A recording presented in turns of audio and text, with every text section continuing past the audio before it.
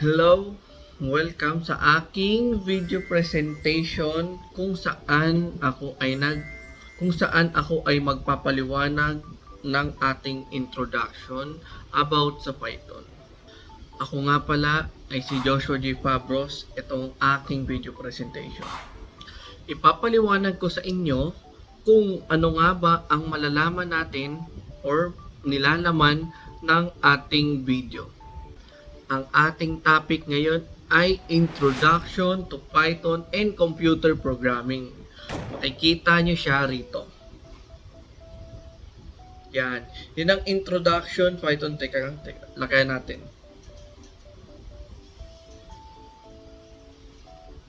Ayan. Sa nakikita nyo ngayon ay ng Introduction ng Python and Computer Programming. I-scroll natin ngayon. Ang computer, ang lesson 1, understanding compiler and interpreter. Compilation versus interpretation ay meron niyang pagkakaiba. Babasahin ko. Ang compiler programming is the act of composing the selected programming language elements in the order that will cause the desired effects. The effect could be different in every specific case. It's up to the programmer's imagination, knowledge, and experience. There are two different ways of transforming a program from a high-level programming language into machine language.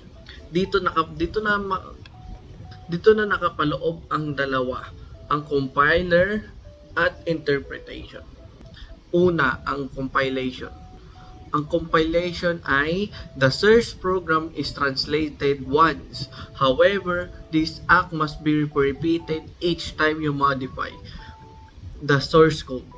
By getting a file containing the machine code, now you can distribute the file worldwide. The program that performs this translation is called a compiler or translator. Interpretation. You or any user of the code can translate the source code program each time it has to be run. The program performing this kind of transformation is called an interpreter, as it interprets the code every time it is intended to be executed.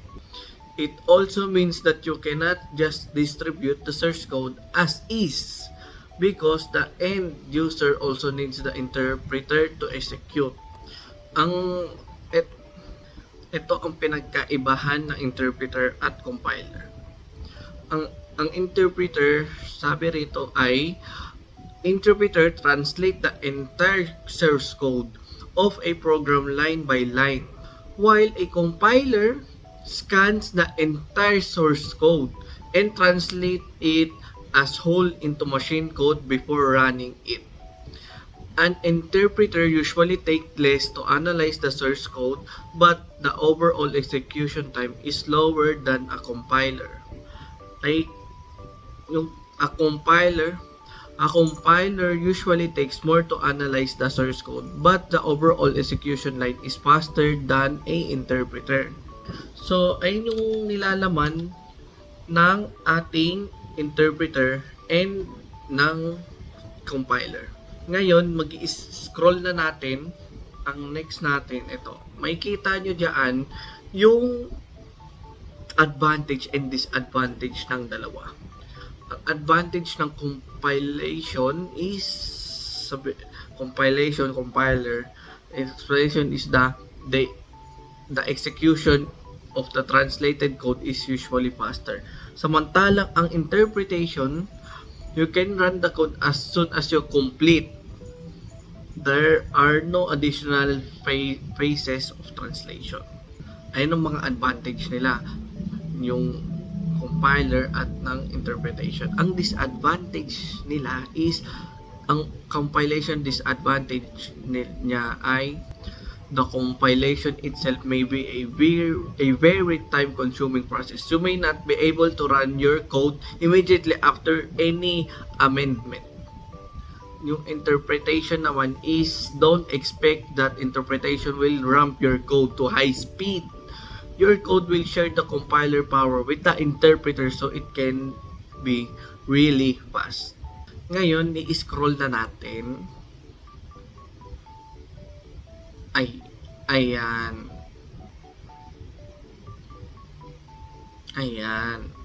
Tayo ay magpro-proceed na sa lesson 2 ng ating Introduction of Python. What is Python?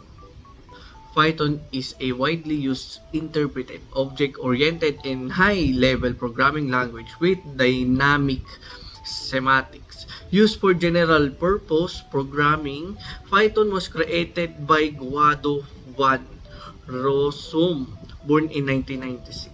1956.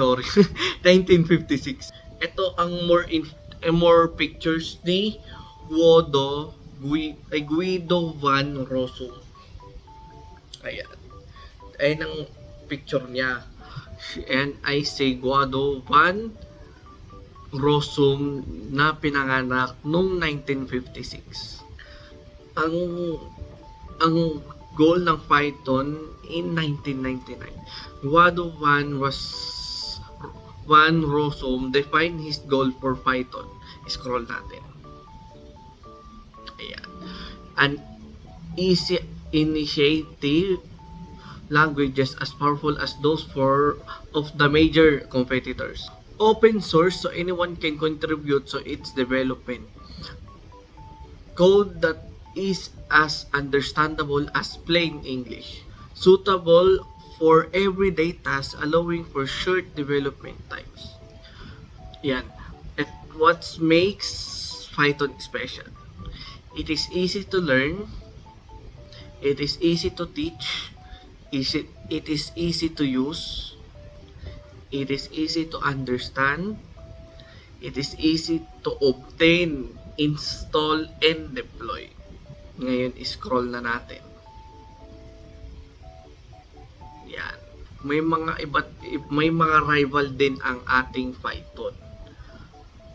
Sabi rito, Python has two direct competitors with comparable properties and predisposition.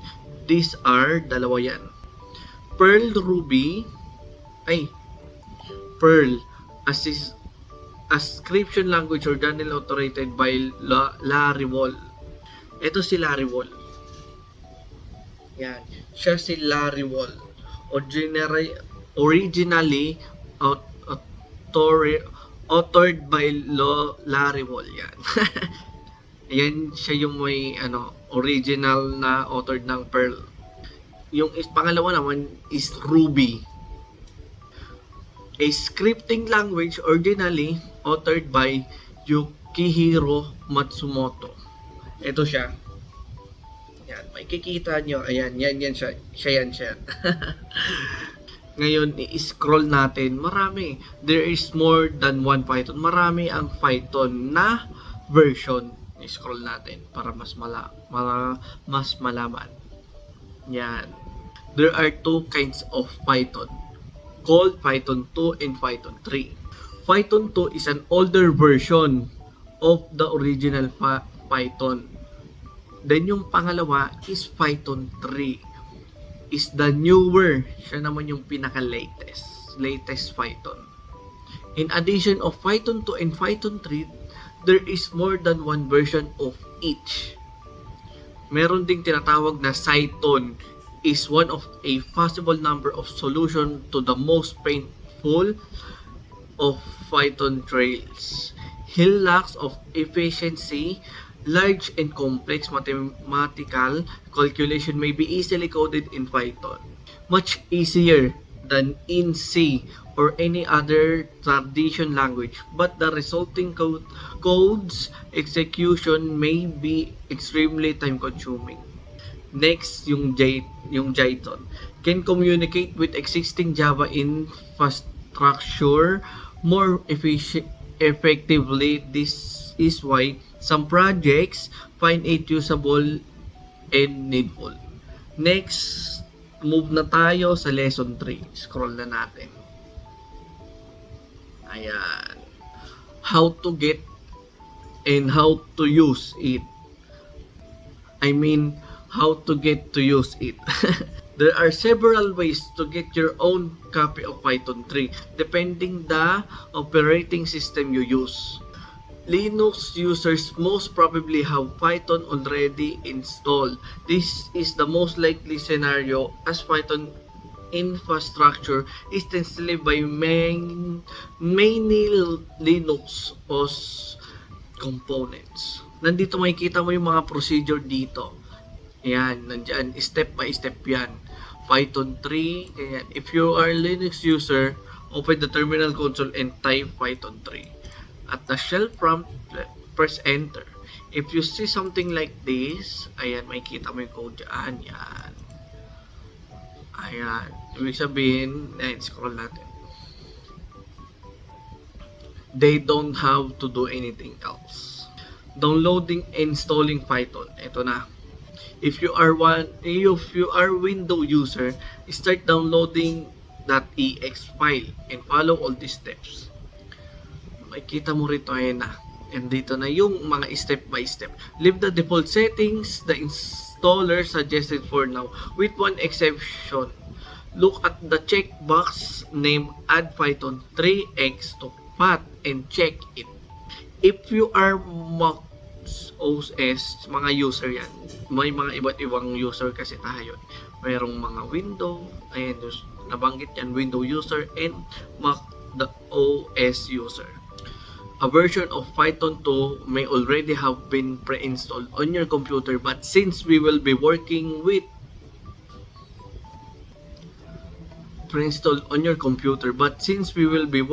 Python 3, you will still need to download and install the relevant .pkgk file from the Python site.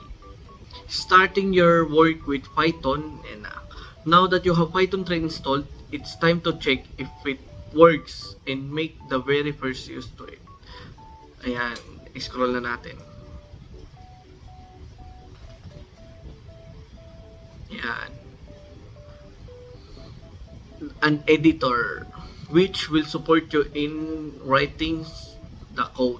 Next, yung console, in which you can launch your newly written code and stop it forcibly when it gets out of control. A tool named a debugger, able to launch your code step by step and allowing you to inspect it at each moment of execution. Ayan, makikita mo dito, ayan na yung mangyayari kapag sinod mo yung step by step. Makikita mo yung boxes na yan. Scroll na natin. Lesson 4 na tayo. Let's go. Lesson 4. Your first programming in Python. Ayan na, how to write and run your very first programming. The first step is to create a new source file and fill it with code. Click File in Idle menu and choose New File. Nakikita mo rito yung step by step. Scroll na natin. Ayan. As you can see, Idle opens a new window for you. You can use it to write and amend your code. This is the editor window. Its only purpose is to be a workplace in which your source code is treated. Do not confuse the editor window with the shell window. They perform different function. The editor window is currently entitled, but it's good practicing to start work by naming the source file. Click File, ayun na, step by step. Click File, then click as Save As. Select a folder to the new, then desktop the good programming items and choose name for the new file. Note: don't set an extension for the file name you are going to use. Python needs its files to have the py extension. Marami kasing iba na ginagawa. Pinapalitan yung or dinadagdagan yung sa may .py. Lahat ng browser, mapa-online, app, basta kahit anong klaseng Python yan, kapag kasinave mo siya, ang lalabas at lalabas is .python. So, wag na wag mo siyang babaguhin or igagalaw. Ngayon, ito na. Now put these one lines on your newly windowed prints. Scroll natin. Ayan. Take a closer look at these question marks. They are the simplest quotation marks, neutrally straight down, etc. Commonly used in source file. Do not try to use typographic codes, curve, curly, smart, etc. Used by advanced text process as Python doesn't accept them. Then try the program. Ayan na, F5. Click mo lang F5 para mag-run siya. Scroll na natin. Ayan, ganyan na yung itsura ng kapag ka naggumamit ka ng Python at nag-encode ka. Ayan, ganyan. So, first step here is, ayan, makikita mo dyan, Python 3.7.4, etc. Then, mayroon dyan mga type, help, then, automatic, kapag ka sinunod mo to is magpiprint siya. Scroll na natin. How to spoil and fix your code. Ayan. Let's spoil the code one more time. Remove one letter from the word print. Run the code by pressing F5. As you can see, Python is not able to recognize the error. You may have noticed the error message generated for the previous error is quite different from the first one. Scroll na natin.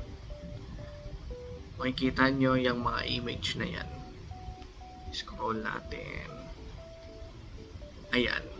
This is because the nature of the error is different and the error is discovered as a different stage of interpretation. The editor window will not provide any useful information regarding the error, but the console windows might.